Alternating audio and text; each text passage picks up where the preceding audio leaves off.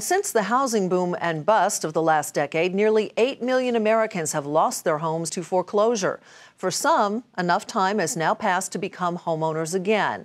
And these so-called boomerang buyers could help drive demand over the next few years. Diana Olick has the story. The Cano family lost their Florida home to foreclosure in 2007. Back in 2007, when the credit market crashed, I basically ended up jobless. And, things changed. So they relocated to Atlanta and to a rental home. Now, 7 years later, their credit repaired, they are shopping for a home once again.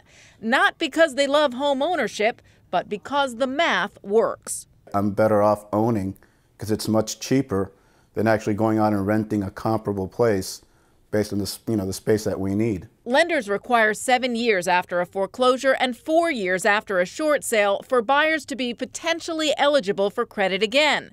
So now about 700,000 borrowers are eligible for credit this year, and up to 2.2 million will be over the next 5 years, according to TransUnion. From a credit perspective, they're good to go. That is, if they want to.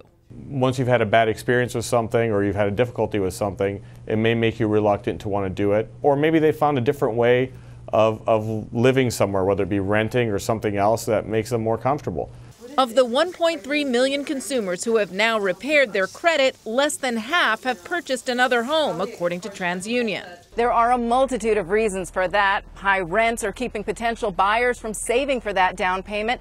Some have other credit issues beyond the foreclosure, and some just plain don't like the idea of home ownership anymore. Even the Canoses aren't exactly loving the idea.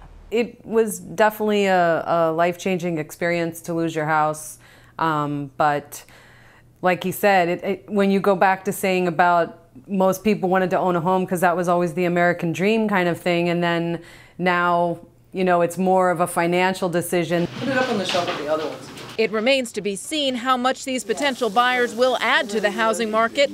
That is, whether the math outweighs the fear of jumping into home ownership again. For Nightly Business Report, I'm Diana Olick in Washington.